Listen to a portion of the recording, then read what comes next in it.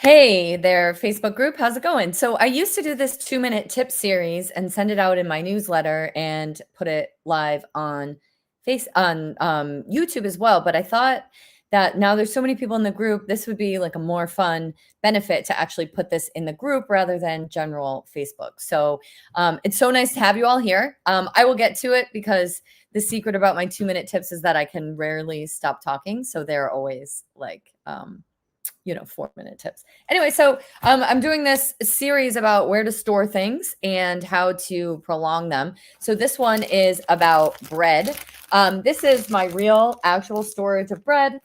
I don't love plastic bags, but I try to use these over and over again. And one of my tips about bread is that honestly, like a tight seal in a plastic bag might be the only way that you can actually like keep the air out. So this is a case where I would use a plastic bag because it prolongs the life of the bread, but you can use this plastic over and over again. Anyway, okay, this is not reduced plastic. It is save bread. So sandwich bread.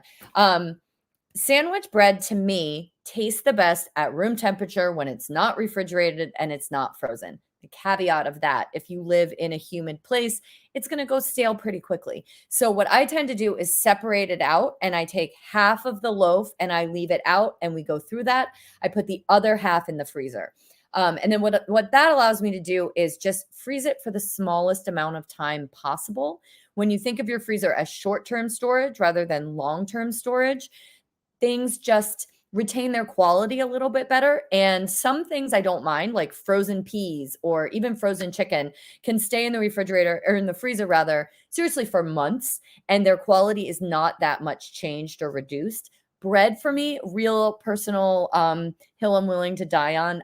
Bread that's been frozen for a long amount of time just doesn't taste the same. It doesn't taste that great, even if you heat it or toast it afterwards. So I split my bread, do half in the freezer.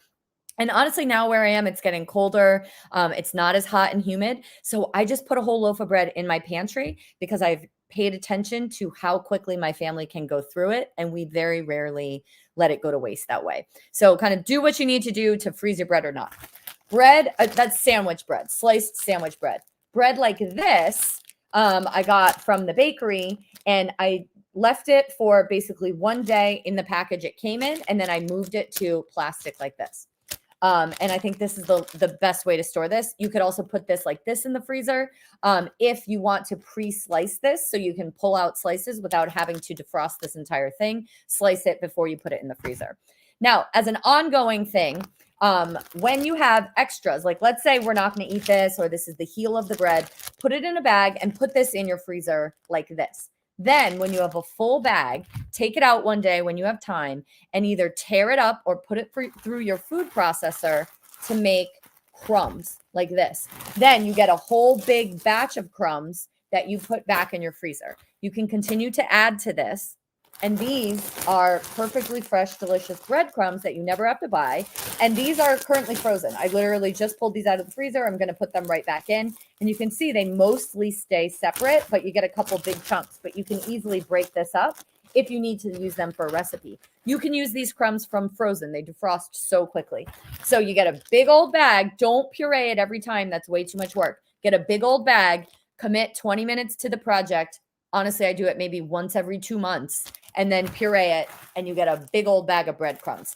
Now, my exception to disliking bread that's been in the freezer for a really long time, the breadcrumbs, because they always get cooked into something or fried if you're making cutlets or something like that, these will stay in the freezer for a really long time, 6 months, maybe even more, and you won't notice the deterioration in quality. Okay, so as I normally do, that's 4 minutes for my 2-minute tip. I'm going to keep trying to do this for our group. So if you know anybody who needs to be in this group, you can invite them.